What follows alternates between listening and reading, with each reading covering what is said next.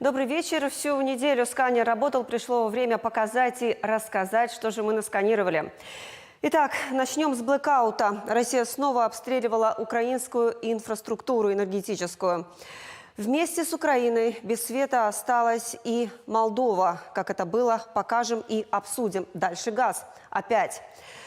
Ну что, похоже, с понедельника мы будем получать еще меньше российского голубого топлива. На этом фоне зазвучали резкие заявления в Тирасполе. Ну и еще одна тема, которую давно хотели обсудить – ситуация в Гагаузии. Об этом поговорим с башканом Ириной Влах. Ну и снова вернемся к войне в Украине, но к политическому фронту. На этой неделе Европейский парламент признал Россию страной-террористом. Страной, которая поддерживает терроризм. А вот будут ли последствия и какие они будут? Об этом поговорили с обозревателем журнала The Economist Аркадием Островским. Но обо всем по порядку. Ну что, Андрей, начнем? Давай, поехали. Итак, в четверг исполнилось 9 месяцев с начала полномасштабного вторжения России в Украину. И вот за день до этого российская армия снова нанесла массированный удар по энергетической инфраструктуре соседней страны. Украина осталась без света, без отопления, без воды. Это почувствовали и мы. 90% территории Молдовы знают теперь, что такое blackout. Где-то блокаут длился час, где-то несколько часов. Ну вот министр инфраструктуры Андрей Спынов заявил, что положение на этот раз было хуже, чем 15 ноября, ну, поскольку удар пришелся в том числе на объекты, которые расположены в Одесской области, они тесно связаны с нашими. Давай посмотрим, что заявил Андрей Спынов. В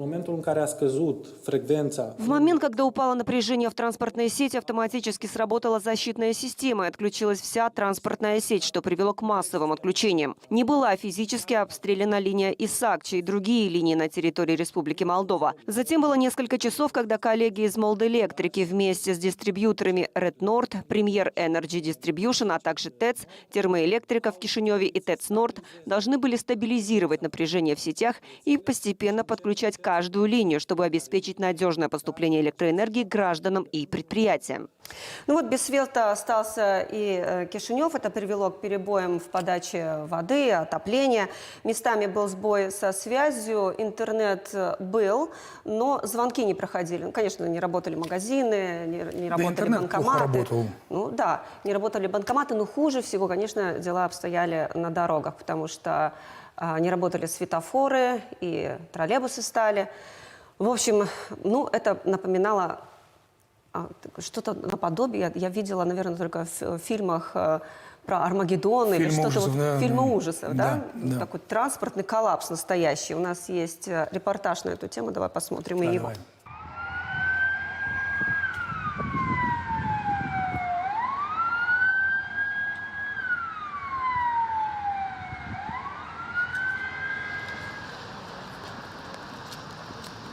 Не работает телефон, нету света, холодно, дождь, замерзли.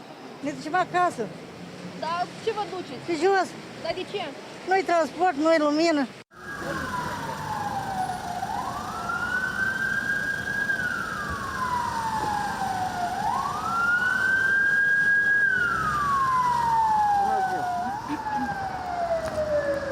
Foarte greu. Noi după copii și nu dovedim și mă duc că mă așteaptă la oprire. Poate să porni de-am cred troleibusurile. Bară la bară mergem unul altul, că e aglomerat, transport mult. Trebuie să ne așteptăm la orice, datorită lui Mr. Putin. Ну вот в день, когда случился блокаут, я была на работе. У нас, конечно, есть генераторы со светом, более не менее ситуация разрешилась. А вот добраться с телецентра на Рожкановку, где я живу, вот это был целый квест. Мы почувствовали, как живут люди в Украине не пару часов, вот мы пару часов, а они так живут целыми днями. Но теперь все понимают, что это может произойти в любой момент и надолго. Никто не застрахован, да. Еще одна новость этой недели. Новость не из приятных. Поставщики электроэнергии запросили повышение тарифа. Сейчас он составляет 4,77 бана в сети Premier Energy и 4,81 бан в сети Фейнорд. Premier Energy просит повышения на треть до 6,38, а северный поставщик настаивает на 5,68 банов.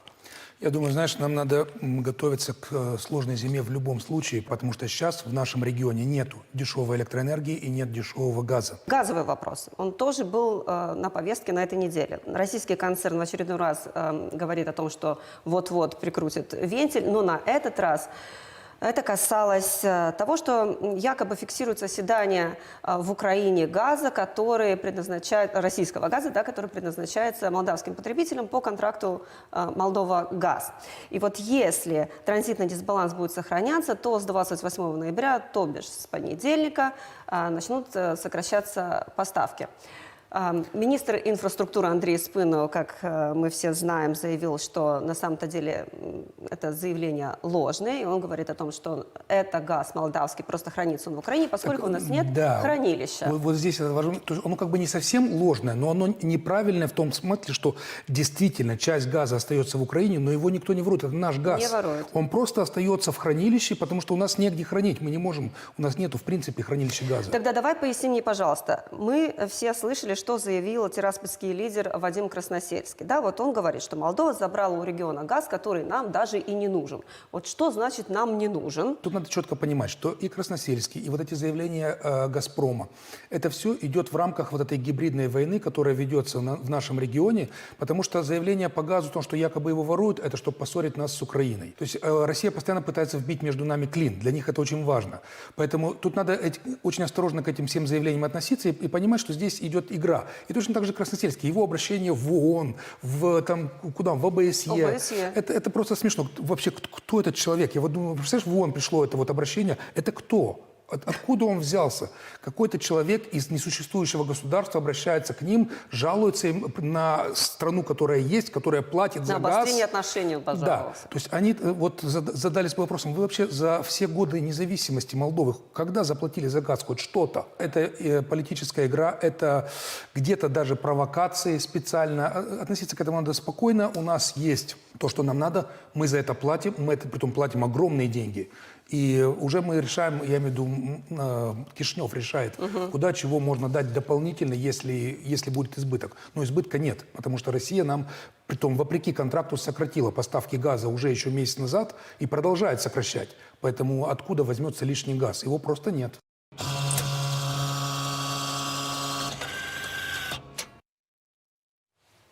Ну что, идем дальше. Тема, которую мы давно хотели обсудить, это Гагаузия, точнее ее роль во внутренней и внешней политике. Молдова кандидат на вступление в Европейский Союз. Но хотят и видят ли себя в Европейском Союзе жители Гагаузии? Вот тут я хотела бы напомнить, что в 2014 году там проходил референдум. Правда, его потом признали незаконным, но тогда 90% принимавших участие в голосовании высказали за таможенный союз. Притом, при всем, в последние годы, как мы знаем, регион получает довольно, по многим проектам финансирование из европейских фондов, европейские гранты. И из Румынии, и, в общем, из Запада, так скажем, коллективного. Да, и деньги эти идут на инфраструктурные и на социальные проекты. И наш корреспондент Петр Гарчу, конечно же, пообщался и с жителями Гагаузии. Давай посмотрим его материал. Давай. Село Буджак расположено в нескольких километрах от Камрата. Живут здесь чуть больше 1000 человек. На региональном уровне развитие села успешный пример. Здесь, в отличие от других населенных пунктов автономии, у всех есть водопровод и канализация. Добились этого при финансовой помощи Евросоюза. По проекту САРТ в 2017 году построили водонапорную башню, проложили водопроводные сети. Спустя 2 года по проекту SLPA построили почти 4 километра канализации, локальные очистные сооружения и насосную станцию. На это потратили около 4 миллионов леев. Депутат Народного собрания от села Буджак Владимир Кыса считает, что не имеет значения, откуда приходят деньги. Главное, на что они тратятся. На сегодняшний день я благодарен, что есть такие проекты. И мы никогда не скрываем, откуда этот проект. Каждый житель, если кто-то спросит, мы всегда говорим, да, была часть, конечно, и примариевских денег, собранных отсюда, и участие контрибуции было в Гагаузии, где мы выделяли, есть закон о контрибуции, есть деньги Евросоюза. На сегодняшний день есть билборды, где показано, откуда финансирование было таких проектов. За последние годы Гагаузия получила от ЕС гранты на сумму около 12 миллионов евро. Это почти половина собственных доходов автономии за год. Один из самых крупных проектов Европейского Союза в Гагаузии за последние годы – это проект SLPA. Почти 3 миллиона евро направлены напрямую исполкому на улучшение качества его работы, на повышение качества взаимодействия между Камратом и Кишиневом. Однако по итогу не все деньги были потрачены на те цели, которые были изначально обозначены в проекте. Например, на евроремонт в кабинете Башкана или на покупку медоборудования у едва созданной фирмы. Жители автономии по-разному оценивают помощь Евросоюза. Некоторые считают ее важной, другие не верят в безвозмездность. Если для молодежи, то я считаю хорошо. Почему нет? Все должны развиваться, и неважно, Европа это или Россия. Надо вернуть как-то, когда-то. И чего будем делать тогда? С клишем, который безвозмездно еще идет, на который идут проценты. У нас экономика вообще никуда не годится. Их никто не просит, они для себя все это делают. Народ этого не хочет. Обычный простой народ, им это не нужно. А водоснабжение, канализацию вот в селах, в городах делают на деньги Евросоюза? Это все делается на деньги Евросоюза? Мы их не просили. Мы поедем в Россию. Подожди, Лена, какой Евросоюз они делают это? Я не видела это. Свой карман они наполняют, как и везде, как и дороги все делали. Достаточно скептиков и в рядах гагаузских политиков. Многие считают, что Молдова должна быть ближе к России. Примером тому были высказывания депутатов гагаузского парламента на встрече с президентом Майи Санду в сентябре. Гагаузы хоть и тюркский регион, да, мы тюркской группе относимся, но при этом мы русскоговорящие, и отношение к Российской Федерации Гагаузии преобладает. Иногда даже приезжают наши коллеги с России, говорят, ну вы больше любите Россию, чем мы сами любим Россию. Поэтому здесь где-то учитывать нужно вот этот момент. Вот к обсуждению присоединяется Башкан Гагаузии. Здравствуйте, Ирина Федоровна. Спасибо, что нашли время и возможность ответить на наши вопросы. И вот мы посмотрели сюжет, который снимал корреспондент наш Петр Гарчи. Касался он проектов, которые получает Гагаузия, и проекты эти в основном европейские. Я бы хотела спросить, а вот помимо европейских фондов, которые идут на развитие инфраструктуры, социальные проекты, может быть, есть какие-то и российские проекты? Потому что я смотрю, что, судя по опросам, и то, что говорило население, больше поддержка, конечно, в сторону России, чем ЕС. Здравствуйте, спасибо за приглашение на вашу передачу. На самом деле в Гагаузии ситуация достаточно хорошая. Хорошая в части того, что очень много проектов направлено на развитие инфраструктуры нашего региона. Вы правильно отметили, что Европейский Союз достаточно много помогал и помогает гагаузской автономии.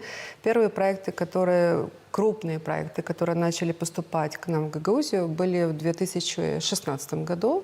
Это очень серьезная программа САРТ. Программа, когда Европейский Союз решил напрямую оказывать помощь и поддержку гагаузской автономии. И что хорошо и правильно было сделано, то, что в каждом населенном пункте Гагаузии было реализовано от 1, 2 и более проектов. И что мне импонировало, что, во-первых, все жители населенных пунктов обсуждали, какая у них есть главная проблема, на которую эти деньги должны были пойти. Большая часть... при этом такое достаточно негативное или скептическое отношение к Европейскому Союзу сохраняется? Я не знаю, и так почему. по сюжету как будто люди думают, что это им все Россия сделала, а не Евросоюз. Ну, мы не можем по сюжету говорить с вами о том, как думают сегодня люди. Потому что вы сегодня показали 1, 2, но это, извините, не 160 тысяч жителей расскажите, как есть на самом деле. гагаузской автономии. Проекты, которые были реализованы, они очень полезны. полезны, потому что в первую очередь они были направлены на то, чтобы подвести воду, подвести газ, подвести канализацию, отремонтировать дороги, отремонтировать социальные объекты, которые есть. Это детские садики, школы. И решения по каждому из принятых проектов принимали люди. Это важно. Мы с людьми обсуждали все эти вещи. Все проекты были направлены целенаправленно для того, чтобы решить самые насущные потребности. Почему? Потому что в 2015 году, когда наша команда начала работать, первое, чем мы занялись, мы решили выявить, какие проблемы есть в регионе и с чего нам нужно начать. Так вот, Андрей, мы выявили, что у нас в регионе, но я думаю, что это не только в регионе, но и во всей стране есть две проблемы. Первая проблема – это молодые люди уезжали, как и в 2015, так, к сожалению, и сейчас. И у нас очень резко начал снижаться уровень рождаемости. Так вот, в 2015 году из гагаузской автономии уезжало 75% ребят, которые закончили 12 класс. В Молдове оставалось всего лишь 25%. Остальные уезжали в Приднестровье, уезжали в Россию. Мы начали задумываться, с чем это связано. Первая причина была в том, что они, к сожалению, не владели государственным языком, и многие из них на баке проваливали румынский язык, и в них вселяли страх, что будущего у вас здесь, в этой стране, быть не может, и они уезжали, их пугали родители, их пугали педагоги. А вот второе, они уезжали за теми возможностями, которых у них, к сожалению, не было в Республике Молдова. И если мы в 2015 году начали сначала с того, что объезжать регион Российской Федерации и просить: ребята, возвращайтесь обратно, мы столкнулись с тем, что у них там уже семьи, мы столкнулись с тем, что у них уже бизнес, у них уже работа, и, конечно же, мы их домой не подтянем никак. Поэтому мы пошли другим путем. Мы начали работать с ребятами 10, 11 и 12 классов и убеждать их, говорить с ними о том, каким мы видим будущее Гагаузии, каким мы видим будущее Республики Молдова. Мы им говорили: ребята, нам нужны педагоги, нам нужны медики, нам нужны инженеры, нам нужны айтишники. Так вот, Андрей, в этом году 87% ребят, которые закончили 12 класс, остались в Республике Молдова. Мы их убедили, что выучить государственный язык – это не страшно. И учить его можно в любом возрасте. И поступать в вузы нашей страны надо именно в те группы, в которых обучение происходит на румынском языке. Так вот, европейские проекты послужили тому, чтобы создать эти возможности у нас в гагаузской автономии. Это понятно, а про российские проекты? Российские проекты тоже были у нас в регионе. Допустим, мы очень активно работаем с Республикой Татарстан. И Республика Татарстан, она приобретала и направляла к нам медицинское оборудование, оснащала наши больницы, оснащала наши школы. Но нашими партнерами основными является Турецкая Республика. Турецкая Республика очень много проинвестировала в образование, очень много проинвестировала в здравоохранение и в инфраструктуру нашей автономии. У нас построено 5 детских новых садов, у нас построены больницы, у нас построены спортивные стадионы, у нас построены дороги. Поверьте мне, коллеги, в это время, за эти 7 лет столько много было инвестировано в Турции.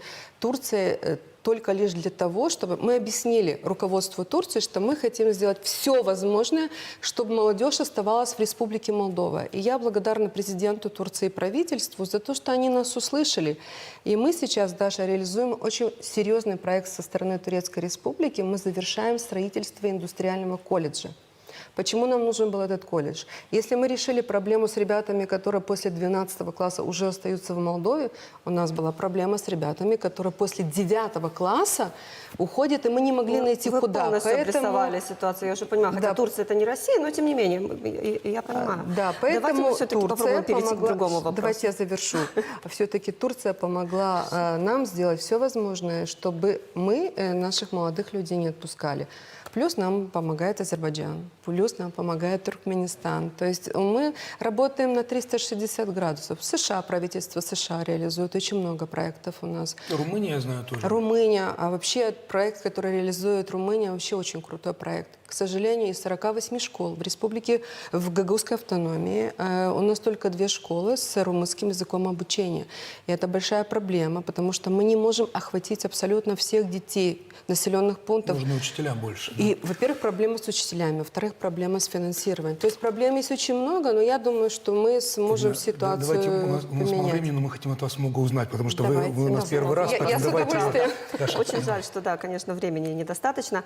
Вопрос, который я прям хотела задать. Расследование Райс Молдова. Кремлинович, тот самый. В нем журналисты приводят доказательства того, что тексты ваших выступлений, равно как и агитматериалы, вы согласовывали в Кремле. Если это соответствует действительности, то это можно расценивать как вашу зависимость, наверное, от Москвы. Если нет, то почему не было до сих пор опровержения? Опровержение на что? Есть зависимость, нет зависимости. Расследование Райс. Расследование Райс вы не могли не читать, вы наверняка знакомы с ним. Слушайте, у нас столько много расследований проходит, Но что... это вы не могли не знать. Нет, я не говорю, что я об этом не знаю. Я говорю о том, что я не собираюсь опровергать те или иные вещи. Моим оплотом и моей силой в регионе является поддержка моих избирателей.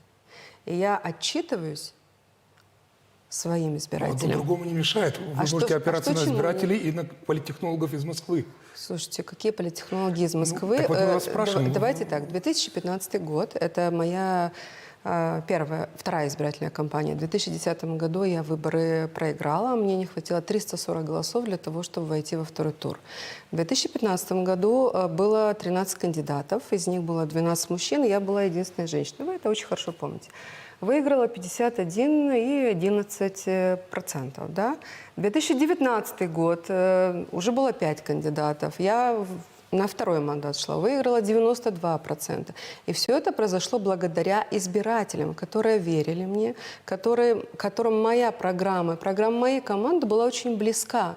То есть мы решали конкретные проблемы людей, что мы делаем и сейчас. Нет, никто не говорит, что у вас плохая программа, она отличная программа. Так программа моя заключалась в том, что мы решали проблемы людей. Но это было при помощи Москвы или нет? Это не было ни при чьей помощи. То есть это неправдивое расследование? Я не знаю, о каком конкретном моменте вы говорите. Ну, как раз Дарья, я еще раз вам говорю, что я благодарна моим избирателям, которые пришли и поддержали. И все мои программы, и все мои мысли и идеи, они всегда базировались на том, что хотят люди. Вот если люди говорили, что у нас есть проблемы социально-экономические, то с помощью тех идей, которые давали мне наши жители, соответственно, я уже... Хорошо. Вы ушли от свои программы, ушли от социалистов. Вы разочаровались в этих Давайте партиях? начнем с конца. Да? Я у социалистов никогда не была. Я была членом партии коммунистов, но я не была никогда членом партии они вас социалистов. поддерживали на выборах? Да, они поддерживали меня на выборах. Но я не была членом партии. Разочарование в чем? Может быть, в коммунистах. В команде. Давайте, в командах. До команды. У вас знаменитая фотография с Цирди, с Додоном. Вы же вместе работали? В 2015 году? В 2015 Но потом ваши пути разошлись. Я общаюсь и со всеми, и с Церди общаюсь. То что есть, значит пути разошлись? Нет, так вот хочется понять, мы же сейчас с вами говорим как с политиком, то есть вы эти команды, коммунисты и социалисты, они для вас окей или уже нет? Я сегодня не являюсь членом никакой партии, да? Я не в той партии состою и не в этой партии. Сегодня моя партия – это народ гагаузской автономии, да?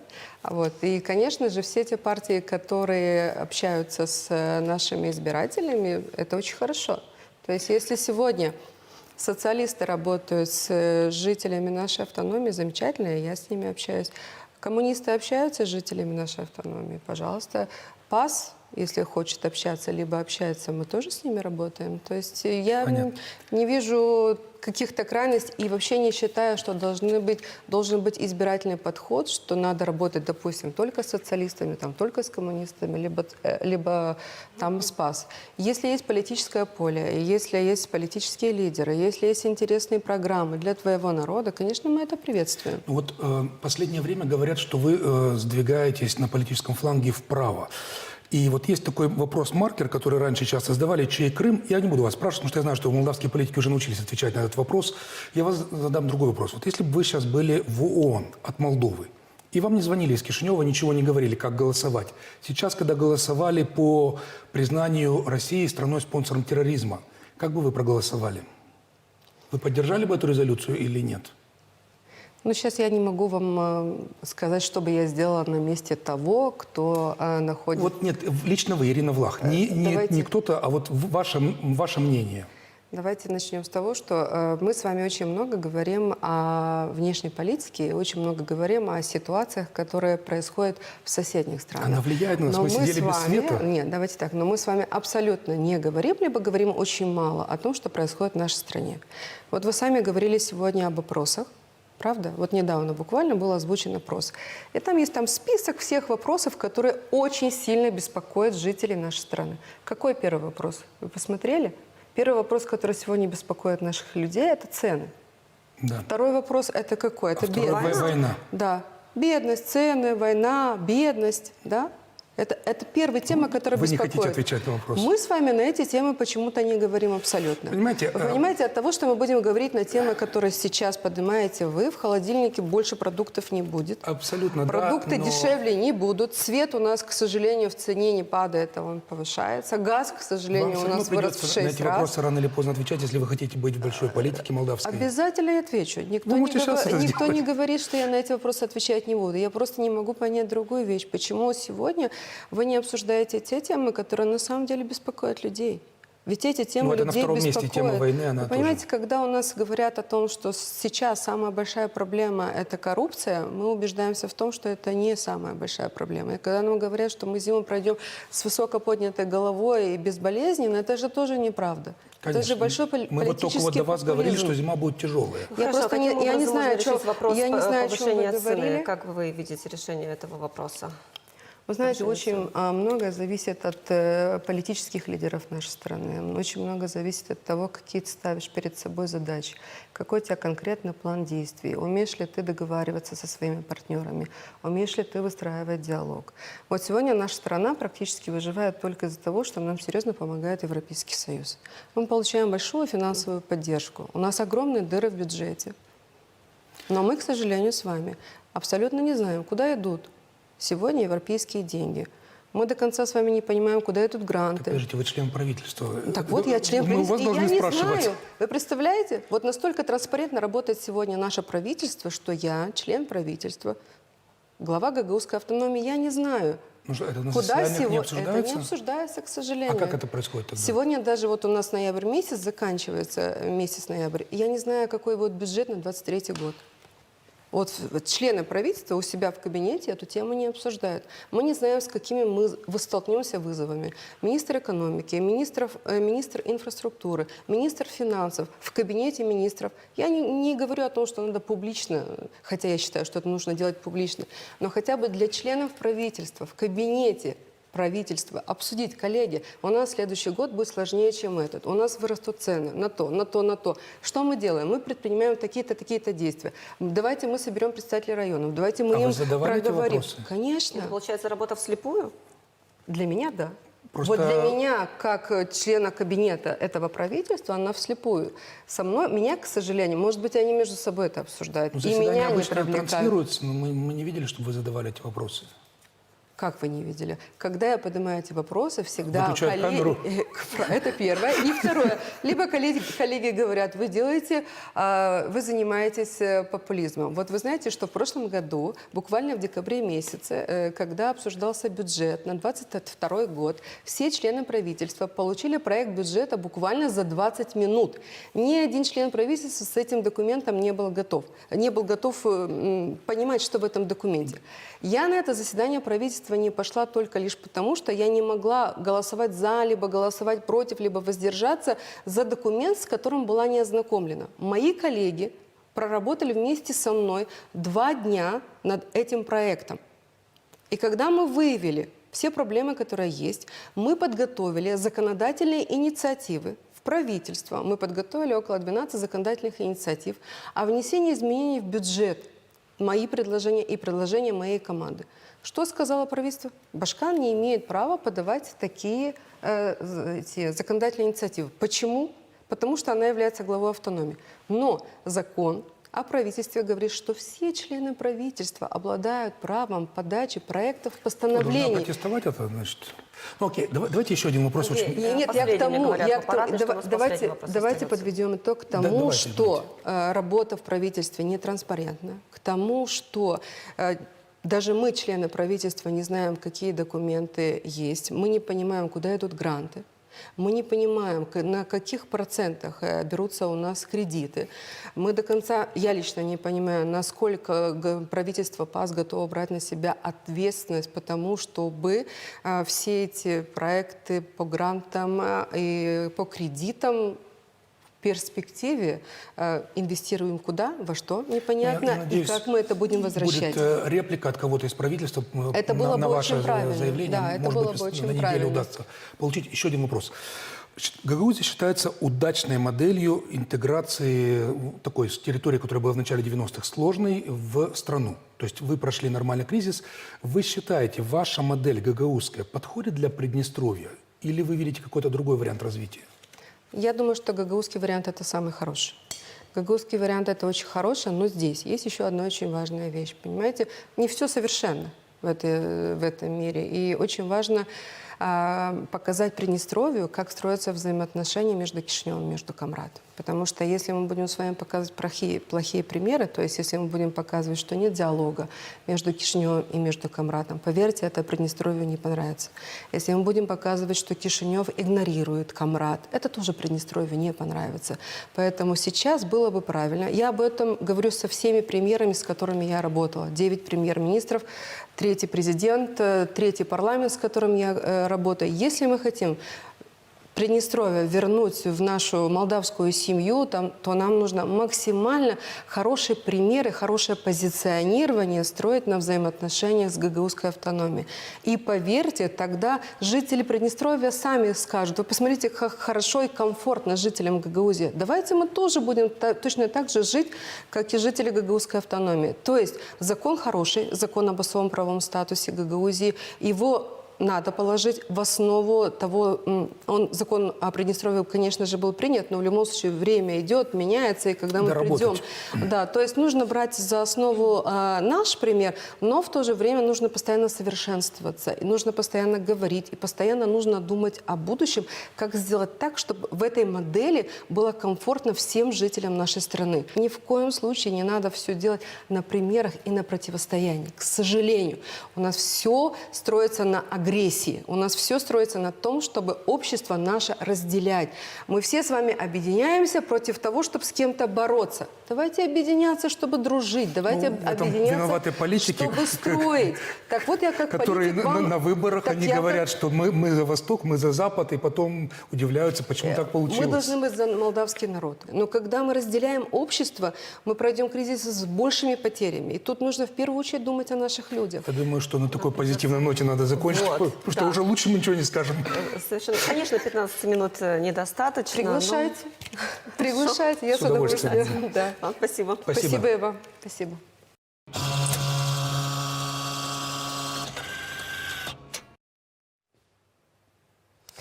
Ну и последняя тема. В середине этой недели Европарламент принял резолюцию, признающую Россию страной-спонсором терроризма. Юридических и каких-то экономических последствий это для Москвы пока не несет, но это очень важный политический, конечно, символический, но очень важный шаг. Вот об этом я и поговорила с Аркадием Островским, обозревателем журнала The Economist. Он еще работал, к слову, в Financial Times и был финалистом Пулитцеровской премии. Разговор получился интересным, я его записала заранее. Давай посмотрим. Давай. Аркадий, Европарламент принял резолюцию, признающую Россию государством-спонсором терроризма. Каких-либо юридических и, видимо, экономических последствий это за собой не влечет. Тем не менее, последствия будут. Вот поясните нам, пожалуйста, какие? Ну, я думаю, что последствия прежде всего политические. И мне кажется, что это важный знак как для российской элиты, чтобы не было никаких иллюзий, на самом деле, чем занимается государство, и что никаких поблажек дальше не будет. Ну, потому что это реально так, это действительно терроризм. То, чем занимается российское государство, это и есть терроризм. Уничтожение гражданской инфраструктуры, запугивание, попытка сломать людей таким образом, страхом, это и есть террор. Надо сказать, что таким же террором Россия занимается, то есть Кремль занимается внутри страны, терроризируя собственное население. И я думаю, что это важный такой знак для других государств, в том числе особенно для Соединенных Штатов, от которых, конечно, зависит очень много. В смысле продолжения этой войны, в смысле поставок вооружения Украине, что замедление или какой-то шаг назад – это сдача позиций перед государством, спонсирующим терроризм. Мне кажется, что последствия будет, конечно, нужно дождаться того момента, когда введет, возможно, это же положение Соединенные Штаты, потому что тогда будут и экономические, и политические. Но понятно, что Россия сейчас стала, или кремлевский режим стал таким совершенно нерукопожатным и очень опасным. И, конечно, мне кажется, это заявление, это не заявление, это решение, оно отражает реальность, очень страшную на самом деле реальность государства, спонсирующего терроризм и при этом обладающего ядерным оружием и химическим оружием. Политическое понятие «страна-террорист» намного шире юридического статуса государства-спонсора терроризма. Вот помогите внести ясность.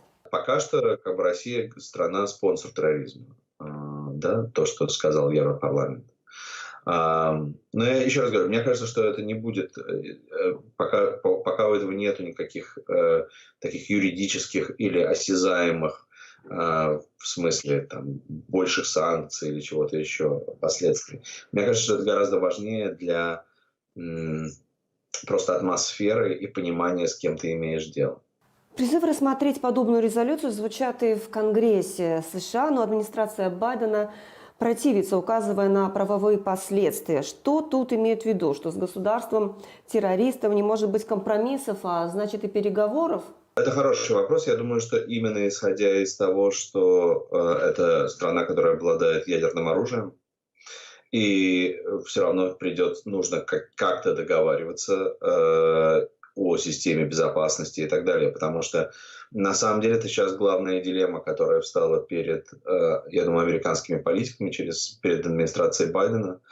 Мы сейчас подошли к той точке, физически к той линии разделения по Днепру, за которую заходить довольно боязно, мне кажется, американской администрации, потому что они руководствуются той идеей, тем положением, которое было, по-моему, высказано еще при президенте Кеннеди, что никогда нельзя ставить руководителя страны, у которого есть ядерное оружие, в положение между унижением и таким проигрышем и использованием этого ядерного оружия, что этого решения в принципе не должно быть, что человек, что руководитель страны, который оказывается в той ситуации, когда ему приходится выбирать либо перед позором, либо перед применением ядерного оружия, это уже есть очень плохая ситуация, это уже есть, русским языком говоря, ты, так сказать, не можешь загонять в угол человека, у которого в руках ядерная бомба. Поэтому я думаю, что и опасаются на самом деле многие в Америке. Ну и потом, понимаете, конечно, для многих стран, для Америки в основном очень страшно действительно оказаться один на один с террористическим режимом, который в такой стране, как Россия, такого размера, потому что они привыкли, какие бы отношения ни были между Советским Союзом и Америкой, или Россией и Америкой, все равно эти отношения были на государственном уровне. И Америка, совершенно ее система политическая не выстроена таким образом, что люди не хотят на самом деле, отгоняют себя мысли, что в сущности это не государство, а это такая мафия, которая сидит над государством или захватила это государство. Но и пока мы видим, что все переговоры, которые в последнее время идут, или все контакты, которые в последнее время идут между администрацией и Кремлем, они указывают как раз на это, что Америка по-прежнему, ее система выстроена так, что она должна общаться у нее должен быть какой-то контрагент. кому звонить, если возрастает ядерная угроза. И я думаю, что именно страх отчасти ради этого, я думаю, Владимир Путин и, так сказать, выкатил эту фигуру, как Евгений Пригожин. Потому что это есть такое запугивание как российской элиты, так и Соединенных Штатов. Не хотите со мной, вам придется вот с таким дальше общаться. Ну, вот как-то так. В обратно говорят, что время у нас эфирное на исходе, поэтому если есть что дополнить не по этой теме, а в принципе на что-то обратил внимание. Пару слов хотел сказать. Был интересный опрос в пятницу. Самые важные вещи, которых сейчас беспокоят жителей Молдовы. Вот как там сделали топ-10, вот первые 5 я хочу упомянуть. На первом месте это цены, то есть рост цен, то, что повышается. Это больше всего беспокоит людей. На втором месте это война, которая идет в нашем регионе. Ну и далее бедность, будущее детей и финансовый и газовый кризис. Так вот, почему я хочу на это обратить внимание? Нас тоже спрашивают, почему мы много уделяем внимания проблеме войны в Украине. Вот у нас часто гости оттуда. Потому что это то, что беспокоит людей на втором месте. То есть, да, мы говорим и про цены, и про проблемы экономики. Вот госпожа Влах не очень хотела отвечать на некоторые вопросы, связанные с войной. Но это то, что беспокоит наших людей. Но обратила внимание на рост цен. Да, ну окей, хорошо, это прекрасно, что она замечает. Это первый пункт, но остальные-то пункты тоже надо обсуждать. И на втором месте наших людей беспокоит война. На самом деле это очень страшно и очень важно понимать, что там происходит, потому что это отражается на нашей жизни. Мы сидели на этой неделе без света из-за войны. И дальше кто знает, что еще будет, какие проблемы тоже из-за войны. Соглашусь. Вот на этим и закончим.